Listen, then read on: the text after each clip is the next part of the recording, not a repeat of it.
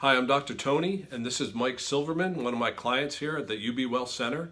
And I invited Mike in today because we'd like to talk about the wonderful changes he's made to his lifestyle, coming from being a type 2 diabetic and getting into ketosis. So I would just like Mike to talk a little bit about what he's went through before he started seeing me and where he is now. So Mike, thank you for coming in. You're welcome. I appreciate your time. Thank you. So give me a little background, I'll give the viewers a little background about where you came from as far as your health and where you are now. Okay, around 2000, maybe slightly before, I was told by my internist that I was pre-diabetic or probably diabetic by that time. I didn't believe it because I was supposedly under control by diet and exercise. But as of 2004, I was a professional pilot, and that's what I made my living at. I lost my profession because of diabetes. Yeah. I couldn't pass the medical, and I was at the top of my career, and that was it.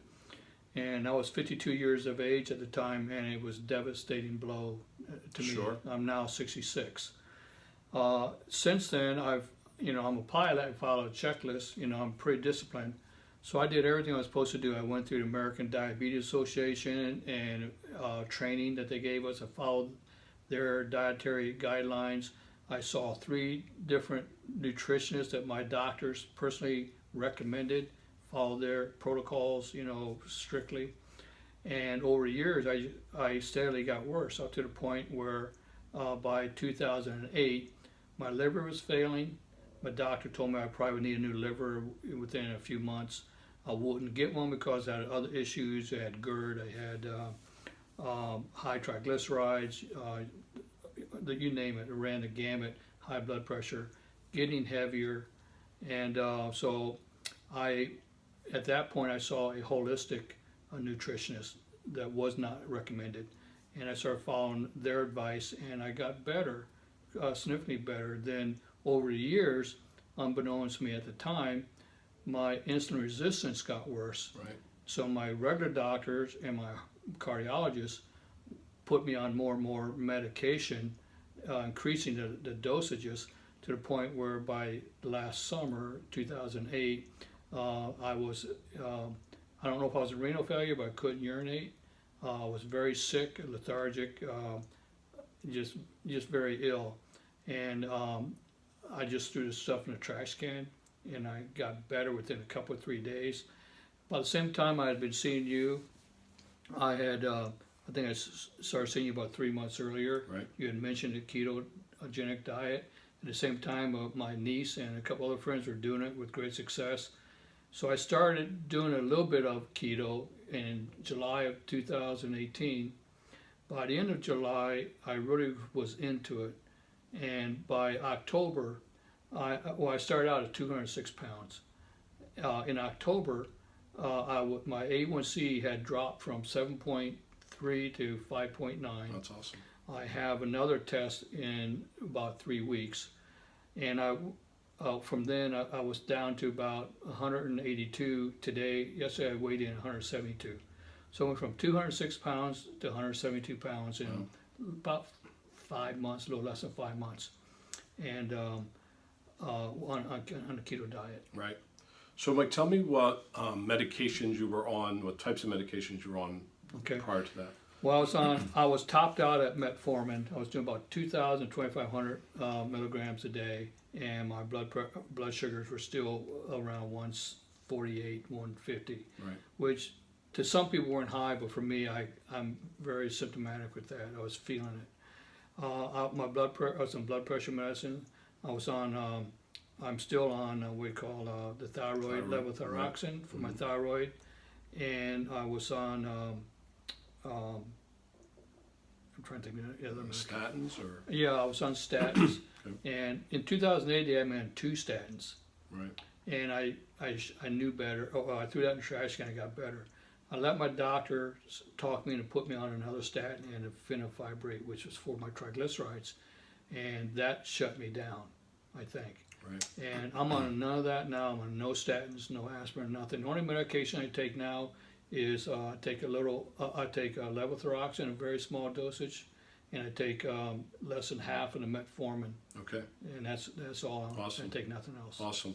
So you had mentioned one time when we spoke that your doctor told you that you had a non-alcoholic fatty liver. Yeah, 2 years ago, just the last 2 weeks, my doctors, before he retired, he said I had a non-alcoholic fatty liver. I didn't even know what that was, Right.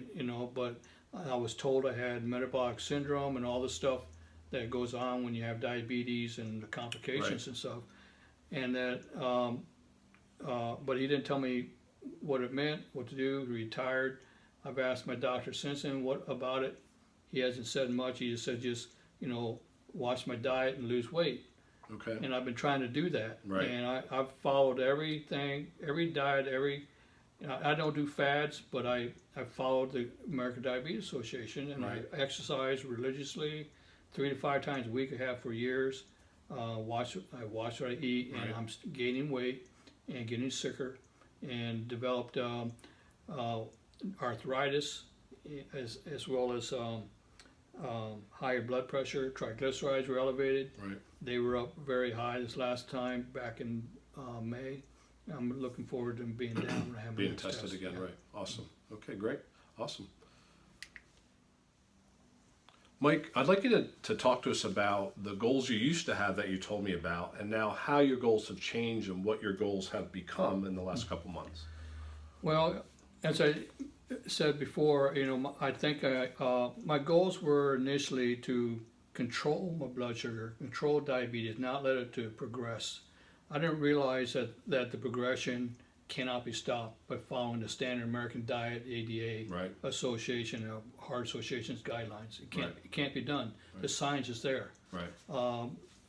So when I learned to be my own advocate, and I figure I'm not stupid. I'm not Right. smarter than the doctors, but Right. I I can don't know learn. about that.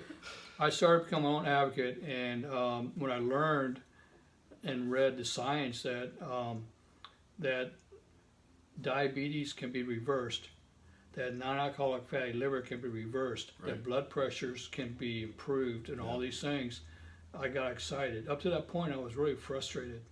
By the end of last June, when I couldn't urinate and my body was shutting down for a second time in 10 years, I decided I just didn't want to die from complications of diabetes. It's not Right. pretty. It's not pretty. And Dr. Jason Fung, the author of the Diabetes Code, Right. I've read his books, and he's a renal doctor. People don't know, Right. and he's been doing this for a number of years. For the first 10 years of his practice, he said that he treated his patients the way the traditional medical establishment has said to do that. Right. But the progression is always the same. That eventually, depending on a person's genetics or proclivities, they're going to either have blindness, renal failure, heart attack, Right. strokes, or possibly amputation. Sure. I don't want to go that way. Right. I'm going to die of something. I just don't want to go that way. Right. And you don't have to, right? Right. You don't So have you've to. learned, right? So I started believing in science. I made it my goal, to be able to reverse it and see if it works. And I can just say just in the last 5 months, I've seen it work, Right. reversed. Sure have. So, Awesome. And you've done a lot of research. You've read a lot of books, Right. not just what I've told you. You've gone out and, Yeah. and checked it yourself and made sure what I was telling you was right. right. And I think that has helped you along the way. So how do you see your goals now? How have they changed? Like, what do you look forward to now compared to just controlling your diabetes? Well, kind of strange. I hadn't thought about that, but the first thing that came to mind was, as last summer, I thought my life was over. Yeah. My wife and I were making final, this because Yeah. you see my wife, I she do. comes in here. Right. We were making final arrangements for me. Right. And I was planning, my wife's life beyond me. Right. Now I'm thinking about getting a boat, doing more fishing. There you go. Having some I fun. feel 25 years younger. I Right. feel great. I'm 6 years old, going on 30. Right. In fact, I think I feel better than that. But what's amazing is I have a lot of energy. I have You do. motivation. And, someone flipped a light switch, and the mental focus, the clarity, is there. The brain fog's gone. The lethargy's gone. The weakness, the muscle weakness, all that stuff is gone. Yep. And it's just, I feel like I got a second lease on life. That's interesting you say that, because we've been focusing on blood pressure and sugar levels and things like that. But by healing your gut, it's helped your brain, Right. right? Like you said, the brain fog is gone, the clarity of thought is there. And I have a lot of clients tell me that who are not diabetic, but we worked on their digestive system. Right. They see those same results. So that's really awesome. So it's kind of a byproduct, another Right. positive of what you've done. Absolutely. That's awesome. Yeah. Mike, talk to our viewers a little bit about what specific changes you made in your diet and lifestyle as it pertains to the ketogenic diet. Well, by adopting a ketogenic diet, I went against everything I was taught to believe and know about diets from the American Diabetic Association and the American Heart Association.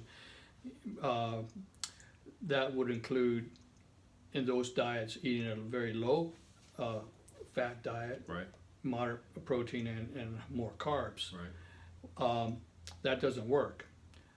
The keto diet advocates eating 70% of your total calories in a day, good fats, healthy fats, right, and healthy good fats, moderate protein, and very low in carbs. right. In addition to that, I adopted intermittent fasting, Yeah, that's awesome. and I had, before I started doing the fasting, I did the keto, and I would say what's amazing is it doesn't take much keto, to get a benefit. Right, But until I learned about intermittent fasting, it really accelerated, my result, my Absolutely. weight loss and blood pressure, blood Right. sugars, all that stuff just kind of melted, Yep. came right off. Yep. So I would just say that I checked, my lifestyle was changed in addition to learning from the right people, right, knowing who they are, right, following their advice, and believing the science. right.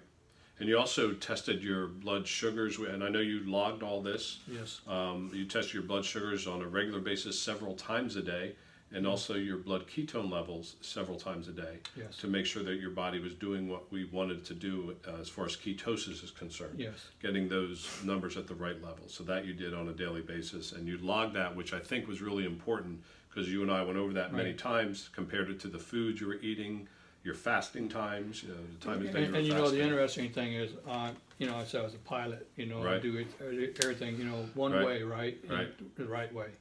And I've been kind of teased or criticized a little bit that I overlogged. Yeah. So I saw in the last, back in November, I saw my cardiologist and my internist. I showed them my logs, my Yeah. eating logs, everything we do here. Right, Everything I ate, when I ate it, my ketones, my blood sugars, Right. 3-4 times a day. They were surprised I tested. They wanted to see my fingers because Right, they were yeah. pricks. And both doctors separately, without conferring each other, told me that if I keep doing what I'm doing, I will get good results. And my one doctor, which had me on the fenofibrate and the statins right, that he knew I went off of, right, said to me that keto will bring my triglycerides down without a doubt.